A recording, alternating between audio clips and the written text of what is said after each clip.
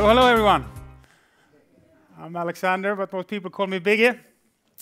I'll try to do this shotgun style because it's pretty short, and I kind of like these short time limits, so I need to stick to it myself as well. So I work part-time as a portfolio manager, trying to help the some 53 companies that the Swedish Energy Agency has funded with soft loans over the 5 years that we've been doing this. The other half, I look at new cases that come in and look for funding. They're all energy-related, fast-growing companies. We have 3 of them here, actually. 2 of them will come after me in present. I'll talk a bit about what we have already and what we would like to have. I think that's the best use of my time. So this is, of course, what we want to do. We want to help the companies cross this valley of death. We utilize mainly 2 soft loans to do this. One is project-based and one goes directly into the company. And the payback method is basically venture-like. So we get paid if the company is a success and starts invoicing. We've provided more and more loans over each year. This started as almost a trial within the Energy Agency, and it's grown quite a bit. So we have been lucky enough to get more and more funding for this each year. And as you see, it goes from right to left here. So 2013 should be almost as big as 2012, I think. In reality, it gets quite crammed at the end of the year. Most people don't know it, but we're actually the most active funder of clean tech companies in the Nordics last year, due to the big amount of deals we make. So we have a lot of promising cases, obviously. This is what I'm here to promote mainly. And some 53 companies, as I mentioned. I'll go quickly into a few of them. This is CB, and it's made by, it's a company that is run by former executives of the Volvo Group. And as you can see, small vehicle, 3-wheeler, has some innovative approaches in how they actually manufacture this vehicle, and also in the safety measures, obviously, because they're Volvo employees. I think that's very important. And it consumes 7% of the energy of a fossil fuel-based car. And it is now actually setting up its 2nd production unit with the help of our funding in Indonesia. The first one is in Sweden, and the second one will be in Indonesia, as it's closer to their target market. Applied Nanosurface is another interesting company.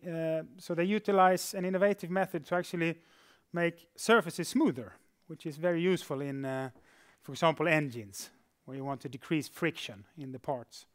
So they save quite a bit of energy in that. You'll see the surfaces there after and before and after they've been treated with their method.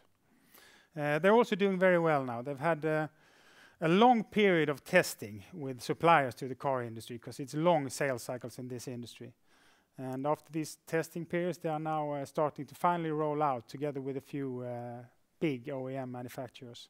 So it's been quite a journey to get there.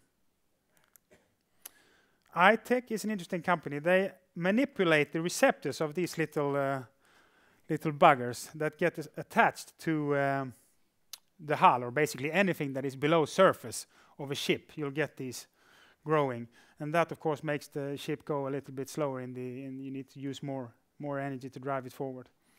They have also had quite a journey and a lot of development work being made, but they are now being implemented by, I would say, all of the world's largest marine paint manufacturers are now using their Selektope component in their paints. Chromogenics, quite a lot of energy used in buildings. I figured I'd mention this here. Quite a lot can actually be saved by using these types of chromogenic windows. So if you apply an electric signal, the windows basically change from being transparent to becoming tainted in different gradients. And that's what chromogenics does. Our money has gone to put up a reference, the first basically roll-to-roll production unit that does these on a commercial basis. Solvoltaics is a company, quite a high-risk case that has managed to now get across a few development hurdles. Comes out of the Nano Consortia in Lund that also produced Glow, this company that was mentioned before in the Clean Tech 100. So Solvoltaics is a sister company. And they produce nanobuds in thin air, you could say. They've actually been able to have a process where they structure nanobuds that can be used to convert solar into electricity. They then need to put these in a liquid so that they're actually structured, and then it gets applied to solar panels of existing panel manufacturers. has a huge potential if they can make this happen. It's a great team, and I think it's somewhere in the ranges of even over 20% more power that can come out of solar panels if they succeed with this method.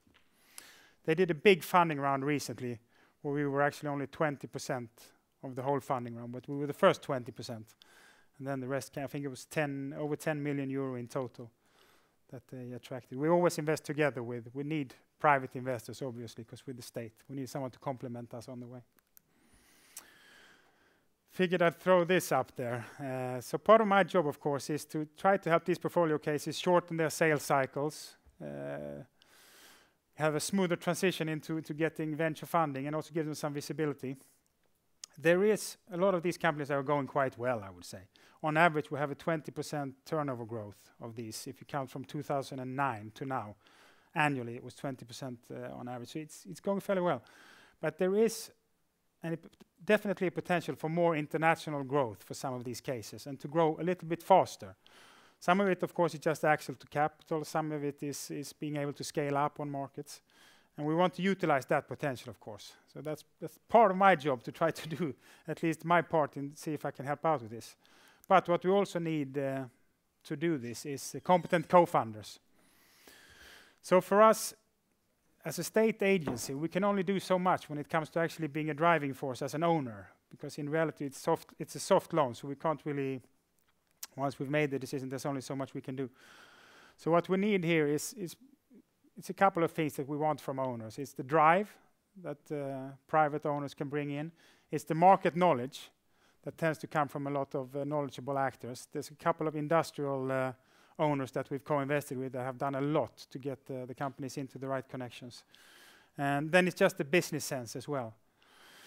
Tends to be very good if a private owner can come in and provide some sort of different view on the company's growth journey, and sometimes even contribute something in how the company is grown. So this is something we are constantly on the lookout for. And we actually get a lot of the deal flow in Sweden. We have some 120 cases we look through each year, valid cases that is. Some get sorted out quite early. But if any of you investors come across cases in the Swedish region, feel free to come to us with that company and say, that is this something that you might be able to consider putting some soft money into at the same time? We're very happy to get cases that way as well. I think 14 seconds left. Yeah, I think I'm done. Thank you very much.